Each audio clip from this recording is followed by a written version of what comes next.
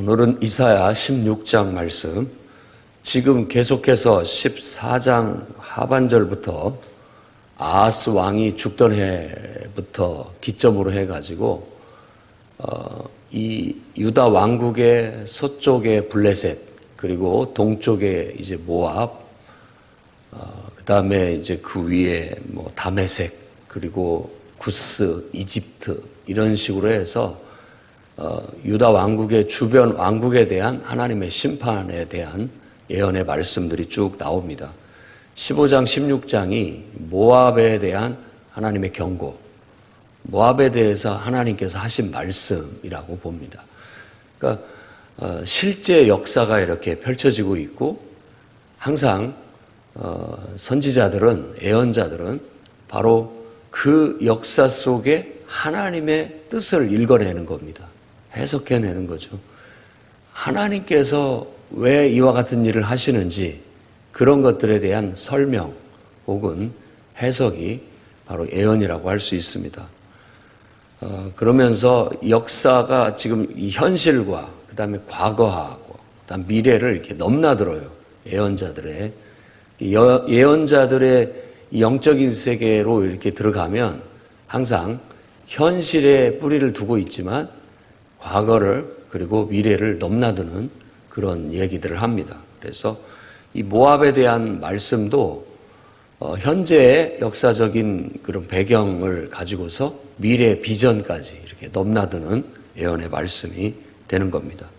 그러니까 모압이 결국은 이런 어떤 이 팔레스타인 주변에 그 당시 때 소왕국들은 큰 제국의 그 세력 앞에 속수무책, 그들은 그냥 흡수돼버리고 마는 그런 역사적인 배경을 갖고 있습니다. 이제 시대가 달라진 거예요. 마치 어떤 대자본을 가진 어떤 경제단체, 그런 대기업들이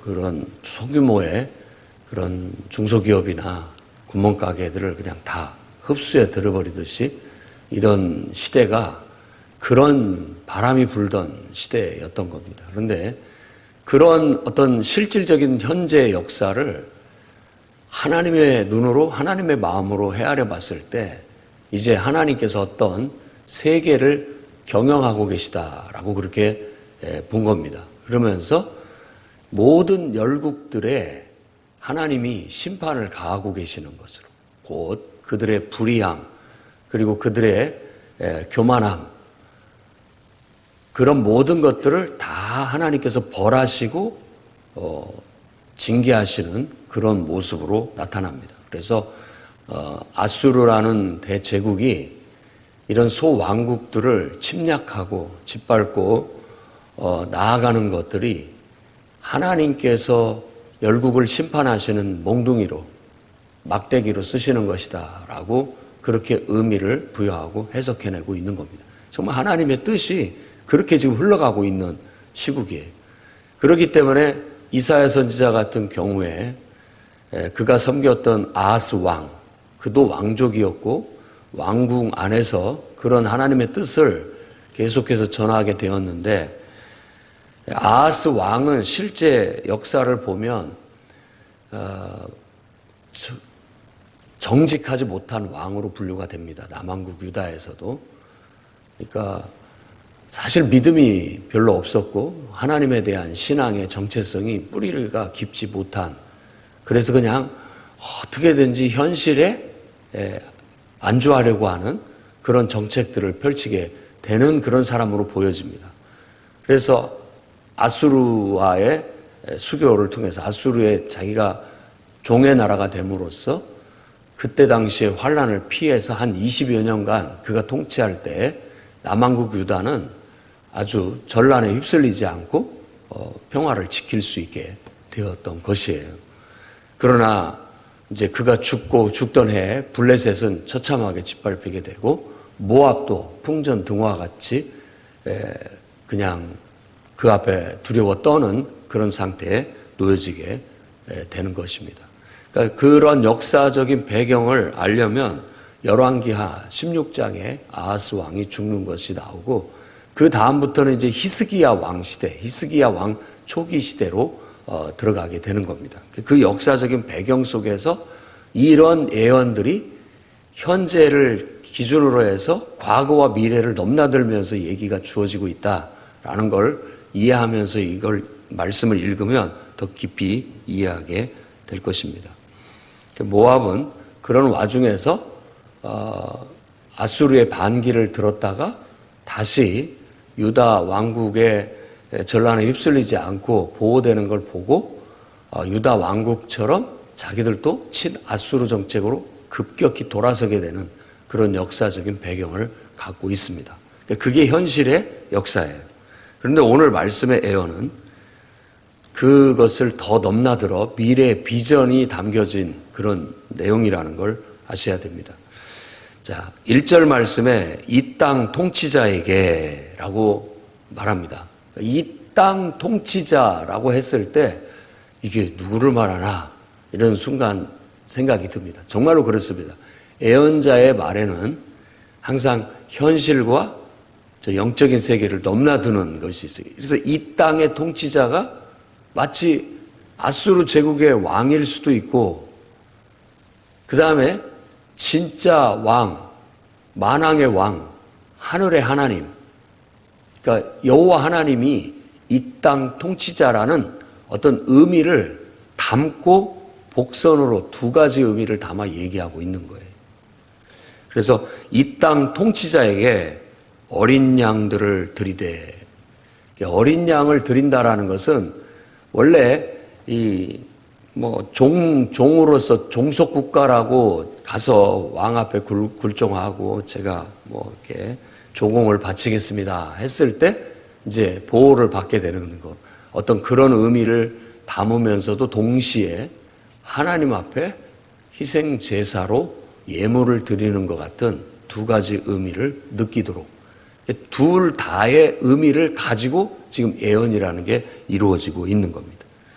그래서 셀라에서부터 광야를 지나 딸 시온산으로 보낼지니라 라고 말하는 것은 벌써 이것이 하늘의 하나님, 만왕의 왕, 바로 여호와 하나님 앞에 어떤 예배를 드리기 위해 예물을 드리는 것으로 그렇게 보여지게 되는 겁니다. 그런데 실제 역사는 조공을 바치는 것으로, 근데 그 조공을 바치듯이 하나님 앞에 예배를 드려라, 제사를 드려라 라고 그렇게 얘기를 하는 겁니다. 모압의 딸들, 지금 모압의 딸들이라고 했을 때 보통 딸이라고 했을 때는 백성들을 상징하는 겁니다. 사람의 딸들이라고 했을 때 그 딸들은 백성을 말하고 시온의 딸도 마찬가지고 모압의 딸도 마찬가지고 그 국가, 그 지역의 백성들을 지칭할 때 보통 딸이라고 그렇게 얘기합니다. 친근한 어떤 딸자식 같은 느낌의 백성을 돌보는 것이 그런 은유적인 표현인 거죠. 그래서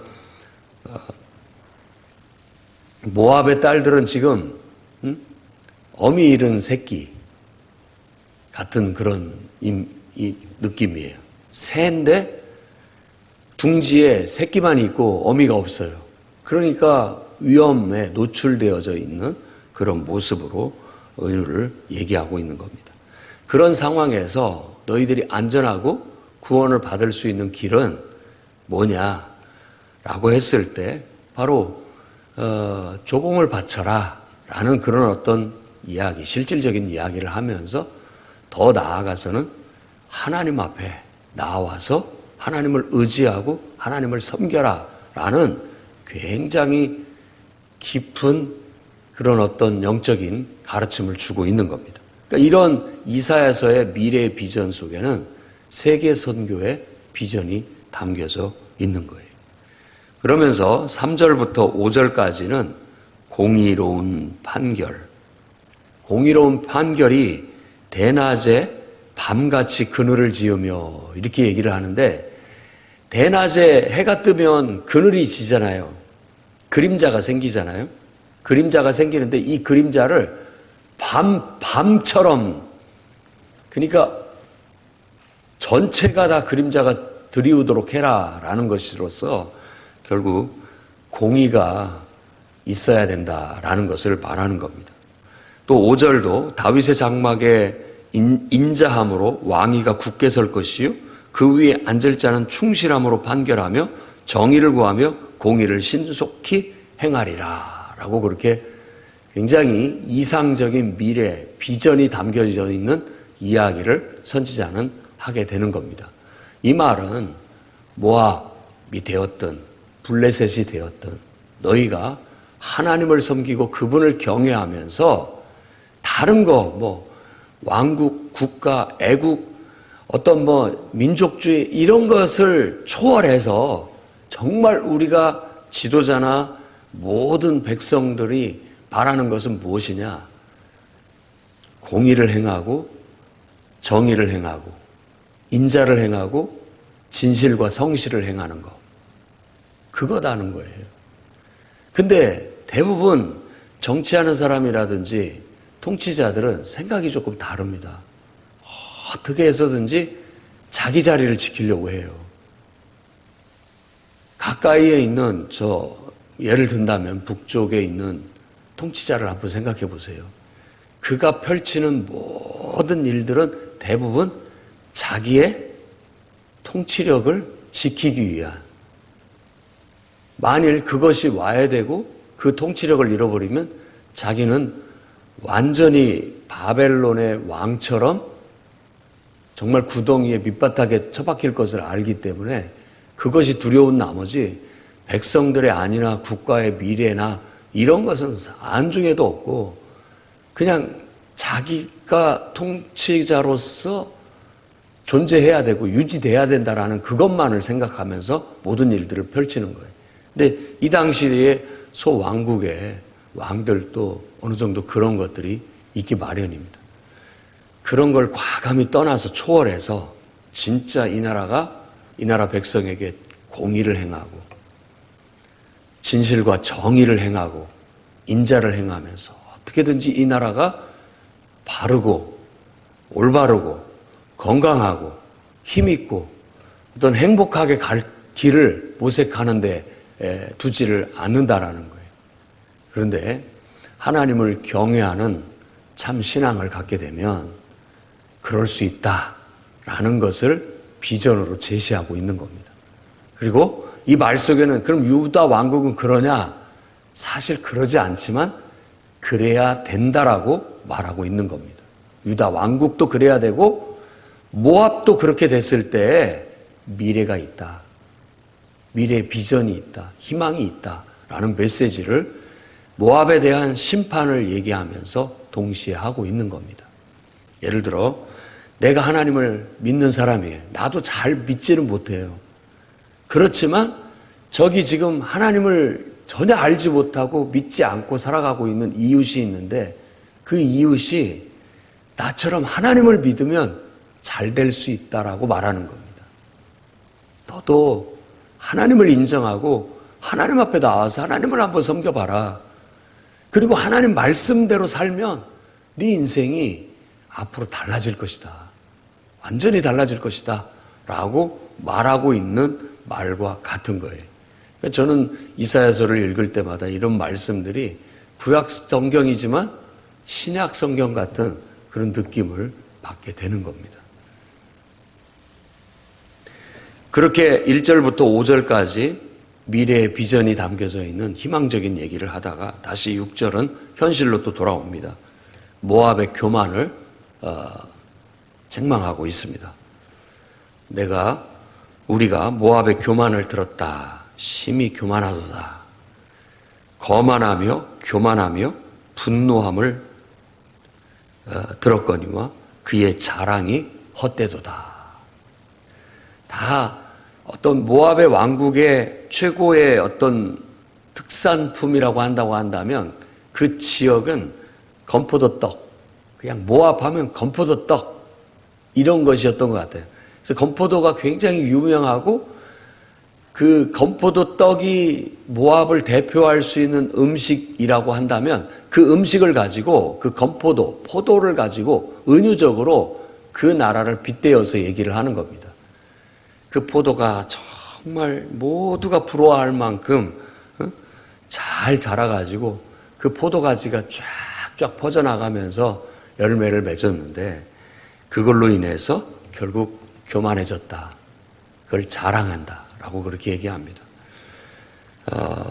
인간의 교만, 이런 모압의 교만은 우리 모두가 가지고 있는 교만입니다. 우리가 좀 잘 되거나 돈을 잘 벌거나 또 물질적으로나 모든 것들이 풍족할 때 다 자기가 잘해서 잘된 것처럼 생각하게 돼 있고 또 그런 것들을 은근히 자부심 있게 생각하고 자존심을 드러내면서 긍지를 갖고 이렇게 당당하게 그것을 의지하여 고개를 뻣뻣이 세우고 나 이런 사람이야 라고 이렇게 보여주는 듯한 그런 모습들을 늘 가지고 살아갑니다. 그런데 하나님의 심판은 이제 심판의 날에 이르러서는 그 모든 교만, 그런 자랑 다 소용없습니다. 하나님이 그것들을 다 치시기 때문에 그 가지들을 다 잘라내버린 포도나무 가지들을 그렇게 넓게 뻗쳤던 번영하던 그 모든 것 다 꺾어버리실 것이다 라고 그렇게 얘기하고 결국 그런 것들을 수확하면서 불렀던 기쁨의 노래, 즐거운 소리 다 사라지게 될 것이다. 그들이 자기들이 섬기는 신을 의지하면서 눈물을 흘리고 통곡해봐도 다 소용없을 것이다 라고 그렇게 6절부터 12절에 얘기하고 있습니다. 그러니까 어떤 것도 모압의 지금의 상황에서 어떤 미래의 소망은 없다. 지금까지 너희들이 잘 읽어왔던 어떤 부나 또 경제력 그 어떤 것을 의지한다 할지라도 소용없다. 너희가 지금까지 섬겨왔던 우상신들 그 신들을 가서 의지하고 통곡하고 눈물 흘려봤자 그것도 소용없다라고 말하는 거예요. 그럼 다시 또 앞으로 돌아가야죠. 그 앞에 말씀처럼. 하나님 앞에 예물을 드리고 그분을 섬기고 그분을 경외하고 그분의 말씀대로 정의를 행하고 공의를 행하고 인자를 행하면 미래에 비전이 있다라고 말하고 있는 겁니다. 그다음에 13절, 14절에는 이제 결론적으로 다시 한번 정리해서 말합니다. 모압을 두고 이건 하신 하나님의 말씀이다. 품꾼의 정한 해와 같이 3년 내에 보통 품꾼을 기용을 하면 3년간 계약을 하는 거. 우리 부동산 계약을 할 때도 3년간 계약을 한다든지 2년간 계약을 한다든지 그런 계약 기간을 말하면서 그걸 은유로 3년 내에 모압의 영화 그리고 그 모든 것들은 결국은 능욕을 당하고 보잘것없이 사라지게 될 것이다 라고 말하는 겁니다. 그냥 가장 본질적인 진리로 우리의 모든 영화도 언젠가는 다 보잘것없이 사라져버리고 말 거라는 인생의 진리를 담아서 모압이 아무리 그동안에 소왕국으로서 나름대로 잘 해왔다 할지라도 그 모든 것들은 결국은 능욕을 받고 사라져버리고 말 것이다 라고 말합니다. 우리 인생도 똑같습니다.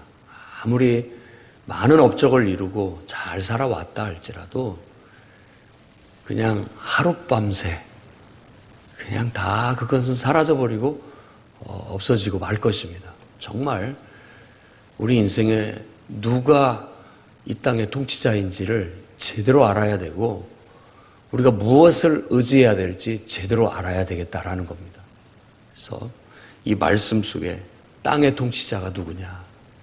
진짜 정말 이스라엘의 하나님, 온 세상을 창조하시고 우리를 너무나 사랑하시고 우리를 위하여 십자가에 죽기까지 하시고 부활하셔서 우리에게 신의 생명, 곧 영생을 나눠주시는 그분 아니냐.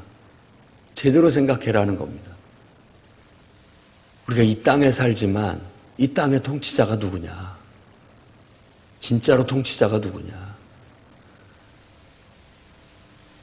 사람이 아니라 어쩌면 우리를 창조하신 하나님이다 라는 것을 일깨우고 있는 겁니다.